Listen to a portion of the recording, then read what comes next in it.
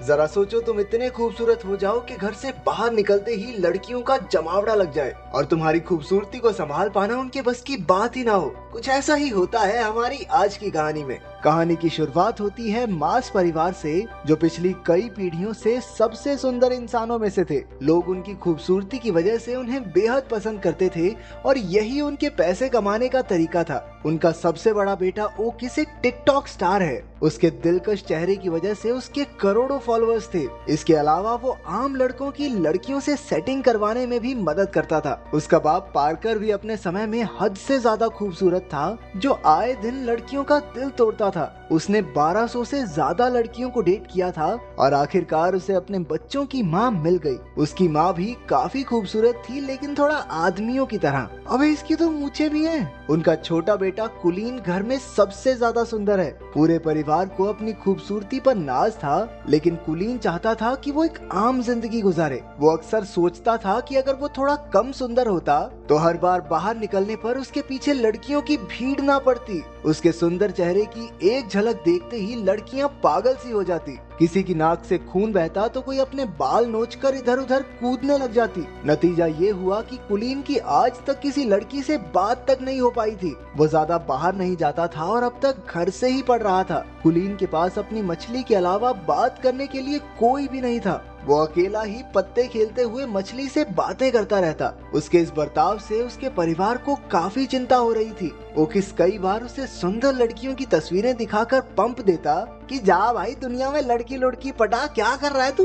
लेकिन कुलीन कहने लगा कि उसे एक ऐसी लड़की चाहिए जिसे उसकी सुंदरता से फर्क ही न पड़ता हो। वो चाहता था कि लड़कियां उसके दिल के लिए उसे पसंद करें। जब कोई तरकीब काम नहीं आई तो परिवार वालों ने एक नया तरीका सोचा। उन्होंने गरीब होने का नाटक करने का प्लान बनाया ताकि वो कुलीन को स्कूल जाने पर मजबूर कर सकें। एक रात जब कुलीन पानी पीने उठा तो उसने अपने माँ बाप को बात करते सुना कि अब से वो लोग नाश्ते में सिर्फ अंडे खाया करेंगे ताकि कुलीन को घर से पढ़ाने के पैसे जमा हो सके। ये सुनकर उसे काफी पछतावा हुआ और अगली सुबह उसने स्कूल जाकर पढ़ने का फैसला किया। ये सुनकर पूरा परिवार खुशी से नाचने लगा, लेकिन फिर कुलीन ने कहा कि मैं तो सिर्फ लड़कों के स्कूल में जाऊंगा। बाकी सबका मूड थोड़ा खराब हुआ, लेकिन फिर भी वो मान गए कि कम से कम घर से बाहर तो निकलेगा ये। स्कूल के पहले दिन ओकिस उसे बाइक पर छोड़ने गया, लेकिन बाइक से उतरकर भी कुलीन हेलमेट पहनकर ही चला गया। उसने पूरा दिन हेलमेट पहनने की सोची ताकि किसी का ध्यान उसकी खूबसूरती पर ना जाए, लेकिन हुआ एकदम उल्टा,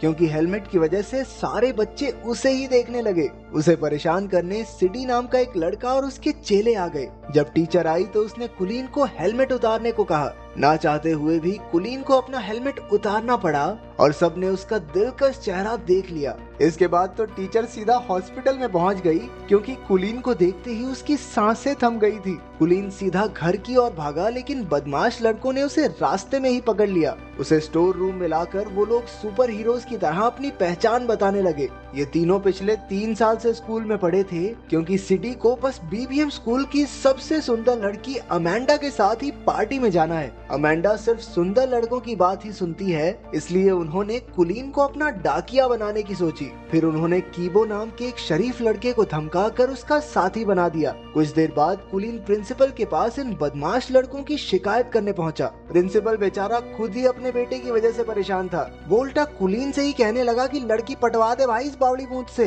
ताकि जल्दी से जल्दी स्कूल को छोड़ के जाए। उस रात कीबो और कुलीन ने अगले दिन ये काम करने का फैसला किया। कीबो के रूप में एक अच्छा दोस्त पाकर कुलीन को काफी खुशी हुई। अगली सुबह वो दोनों बीबीएम स्कूल पहुंचे, जहां उन्हें देखते ही लड़कियां चिल्लाने लगी, ये हेलमेट वाले लड़के को बाहर निकालो, पता नहीं कितना बुरा दिखता होगा। सभी लड़कियों ने मिलकर कुलीन को हेलमेट उतारने पर मजबूर कर दिया। जैसे ही उसने हेलमेट उतारा, पूरे स्कूल में तहलका मच गया। कुछ घंटों बाद तो टीवी पर खबर आ रही थी कि कुलीन की वजह से लड़कियां पागल हो रही हैं। किसी की नाक से खून बह रहा था तो कोई इधर उधर उल्टी फुल्टी हो रही थी। स्कूल की सबसे खूबसूरत लड़की अमेंडा को भी उसे न्यूज पर देखते ही उससे प्यार हो गया। उसने ठान लिया कि कुलीन को अपना बनाकर ही रहेगी। जब खबर चारों ओर फैल गई तो हजारों की तादाद में लड़कियां कुलीन के घर के बाहर इकट्ठा होने लगी। उसके परिवार वालों ने घर में एंट्री के लिए टिकट बेचकर पैसा कमाना शुरू कर दिया। जब कुलीन ने छिपकर ये सब देखा तो उसे समझ आया कि उसके परिवार ने ही उसका इस्तेमाल किया है।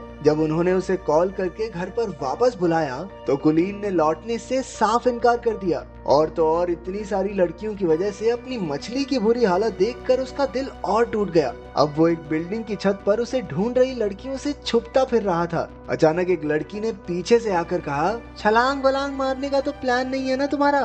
कुलीन हैरान होकर उसे देखने लगा, क्योंकि वो पहली लड़की थी जो उसे देखकर बेहोश नहीं हुई। उसे देखकर कुलीन के दिल की धड़कन बढ़ने लगी और वो कुछ बोल तक नहीं पाया। इसके बाद वो लड़की भी कुछ नहीं बोली और वहाँ से चली गई। कुछ देर बाद वो कीबो के घर रात गुजारने पहुंचा। कीबो और उसकी दादी ने उसका काफी ख्याल रखा। कीबो के कमरे में कुछ बहुत ही रेयर कार्ड्स को देखकर वो काफी खुश हुआ, क्योंकि उसे भी ऐसे कार्ड्स कलेक्ट करने का शौक था। अगले दिन दोनों छत वाली लड़की को ढूंढने लड़कियों के स्कूल में गए। वहाँ पर उनकी मुलाकात अमेंडा से हो गई, जिसे उन्होंने सीडी का खत दे दिया। अमेंडा कुलीन की खूबसूरती से फर्क न पड़ने का नाटक करने लगी, लेकिन जैसे ही वो गया अमेंडा की नाक से भी खून निकलने लगा। कुलीन को सीढ़ियों पर वो लड़की फिर से दिखी, लेकिन अपने आसपास लड़कियों के झुंड की वजह से वो उससे बात नहीं कर पाया। अगले कुछ दिनों तक कुलीन और कीबो साथ रहे और दोनों में गहरी दोस्ती हो गई। अगले दिन कीबो कुलीन को फुटबॉल देखने साथ ले गया, जहां वो अक्सर रेरे नाम की लड़की से मिलने जाता था।